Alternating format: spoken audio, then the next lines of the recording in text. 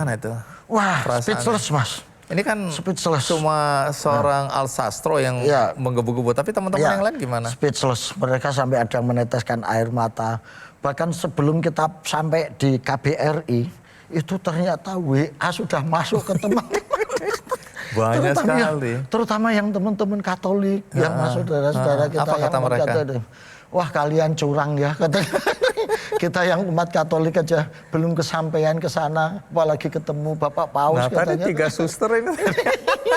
Ini 3 suster iri juga tadi. Mas Astro dan kawan-kawan sudah ketemu Bapak Paus, sudah di sana. Waduh, ini memang Tuhan ini kadang-kadang nggak adil ya. Jangan-jangan keadilannya begini. Oh gitu. Orang-orang yang berdosa. Iya. Baik, tapi tunggu dulu. Mungkin ada yang belum tahu Ki Ageng Ganjur ini apa, kelompok apa sebenarnya? Iya Mas, jadi Ki Ageng Ganjur ini malah yang banyak diketahui orang-orang luar negeri Mas. Karena kita memang lebih banyak keluar. Itu jadi, ngapain ini? Dan waktu didirikan tujuannya apa ini? Jadi ini ceritanya tahun 1990, bulan Desember. Itu saya ziarah dengan Gus Dur. Saya diajak Gus Dur ziarah. Stop sampai di sini, aku jelasin ke penonton. Karena penonton sekarang ini penonton anak-anak muda. Oh iya. Nah, Mas Al Sastro ini adalah orang dekat dan kepercayaan Gus Dur. Nah, itu aja yang aku pengen. Lanjut. Terima kasih. Lanjut. Jadi diajak ziarah, saya tanya, ini makamnya siapa Gus? Wah, ini orang terkenal tuh, waliullah ini. Ini namanya Mbah Durrahman, Syekh Abdurrahman. Tapi beliau dikenal dengan nama Mbah Ganjur. Karena selain wali, beliau ini adalah musisi, pemain gamelan dan penemu gong genjur. Maka beliau dikenal Mbah Ganjur. Nah, itu terus kemudian bulan Februari 1991, Gus Dur ziarah lagi, terus kemudian bilang, Trok, bikin grup musik namakan Ki Ageng Ganjur. Kita itbak mengikuti jejaknya Mbah Ganjur untuk berdakwah, berdialog antar agama, antar iman. Soalnya nak dialog lewat mulut nanti malah padu, malah berdebat gitu. Konflik. Tapi nak dialognya lewat musik ini gagasan Gus Dur ya. Iya Mas. Oke, jadi ini sebenarnya untuk berdakwah, untuk berdialog lintas iman gitu. 91 Gus Dur bilang seperti ini dan nyuruh mendirikan grup musik. Saya kan harus mencari komunitas apa ya. Nah, akhirnya 96 baru saya dirikan bulan Agustus. Siapa ini? Anggotanya siapa-siapa aja? Pada awalnya ya anak-anak aktivis. Nah, waktu itu kan kita lagi seneng-senengnya demo turun ke jalan gitu tuh Mas. Anak aktivis terus sama mahasiswa IAIN Jogja gitu. Itu sekarang jadi UIN itu. Terus teman-teman dari ISI Jogja gitu ya. Alumni pesantren saya kumpulin 96 berdiri. Nah pada saat itu setelah berdiri ya kita keliling Mas memang. Ke pesantren, ke gereja, ke pura. Jadi sebenarnya misi utama adalah dialog lintas iman. Melalui musik. Iya, mediumnya musik. Waktu itu Gus Dur bilang Mas, engkau kue iso keliling dunia dengan musik ini loh Tro. Kamu nanti bisa keliling dunia dengan musik ini. Aku ketawa waktu itu Mas. Gak percaya. Masa sih Gus kadare ngamen aja kok bisa keliling dunia gitu loh. Engkau buktekno wae. Gitu. Jadi memang kita mengeksplorasi seluruh nada-nada bunyi-bunyi musik yang bersumber dari spirit religiusitas gitu ya. Baik yang timur, barat, tradisional, modern. Kita bikin dalam satu komposisi. Kita mengeksplorasi syair-syair sufi, puji-pujian, terus teks-teks yang ada di agama-agama yang ada, agama Nasrani, Kristen, kita kelola, kita konstruk menjadi suatu komposisi musik maupun syair-syair gitu. 2009 kita pertama kali ke luar negeri Mas. Kita itu diundang kemana? Ke Qatar, ke Dubai, ke Abu Dhabi, langsung Timur Tengah Mas. Main di sana gitu. Begitu aku pamit ke Gus Dur, Gus, kita diundang ke luar negeri. Nah, bener kan? Itu. Enggak orang meneng kono tro, orang meneng kono tro enggak bisa keliling dunia. Hebat Gus Dur ya, betul itu. Kita keliling sampai ke Jerman. Nah, sekarang udah berapa negara? Coba sebutin yang diingat lah. Ya, Jerman, Prancis, kemudian Belgia, Belanda itu sudah beberapa kali, Aljazair, Hong Kong, Dubai, Abu Dhabi, Saudi Arabia, tahun lalu kita ke Saudi, ke Turki, gitu, ke Qatar, Udahlah, dan kita berkolaborasi dengan beberapa musisi dunia, ada dari Amerika, Mary Denger gitu, Inggris, ya, Amerika. Kita kolaborasi. Ya memang gitu. itulah tujuannya ya. Ya, kita selain dialog lintas iman ya, lintas budaya, lintas genre. Kemarin waktu ini sholawat budaya ini sebenarnya iya, Mas.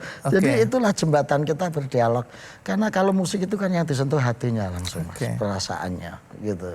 Kemarin waktu di Vatikan ya kita kolaborasi dengan para musisi dari Italia. Dari universitas yang ada di sana, kita kolaborasi di sana. Gitu. Ini sebenarnya misi besar Gus Dur juga ya. Iya. Jadi ini di jalur yang lain, di jalur yang lain melalui musik, seni dan budaya. Seni budaya, musik seni musik juga gitu. Terutama musik. Nah kalau bicara ini kan menarik ya. Tapi omong-omong, ini berkaitan dengan cerita toleransi beragama karena ini tema kita.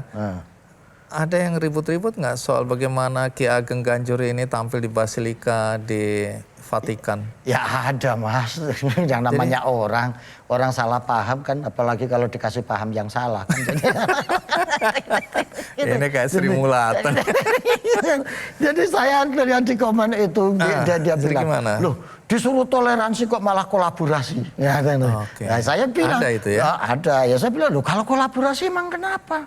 Wong Nabi dulu juga kolaborasi kok gitu. Ketika Nabi bikin piagam Madinah, itu kan beliau berkolaborasi dengan orang Yahudi Madinah, dengan orang Nasrani Madinah untuk bersama-sama mempertahankan wilayah dan menyebarkan kebaikan bareng-bareng.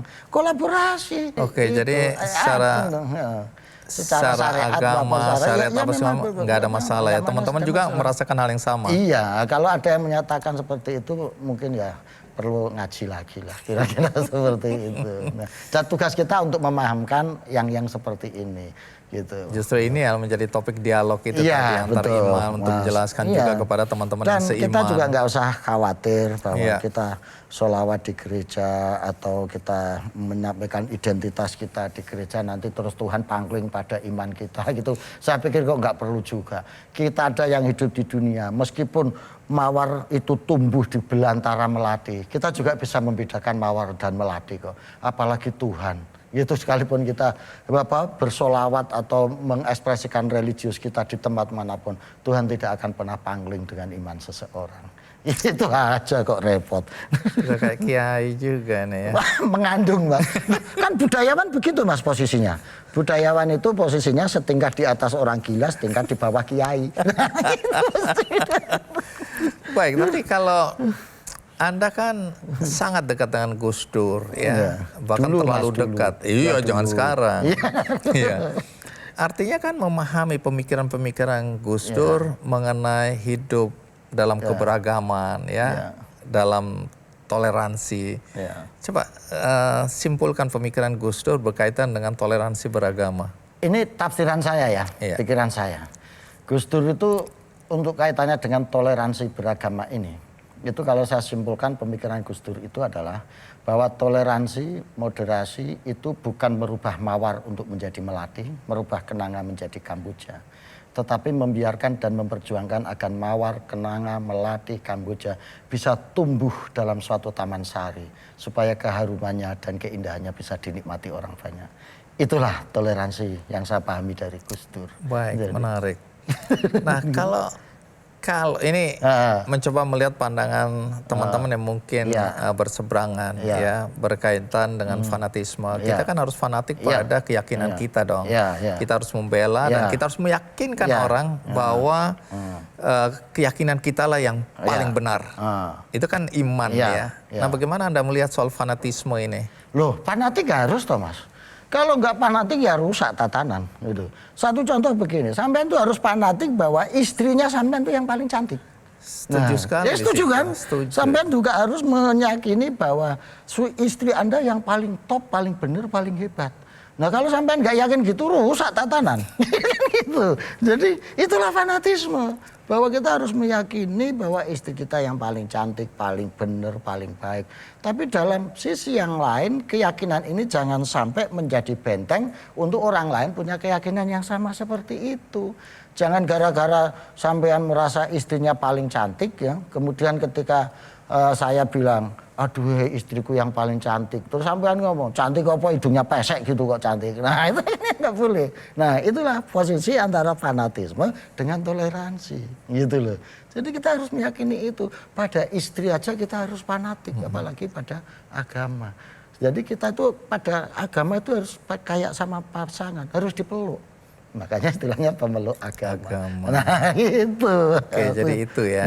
Kita harus fanatik pada agama. Kita meyakini agama kita yang terbaik. Benar, tapi juga menghargai ketika ada orang bilang bahwa agamanya juga yang terbaik atau yang paling tepat untuk dia. Iya, itu. Baik.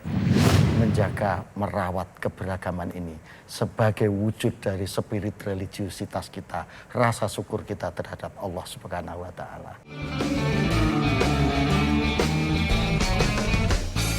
Jelajahi cara baru mendapatkan informasi. Download Metro TV Extend sekarang.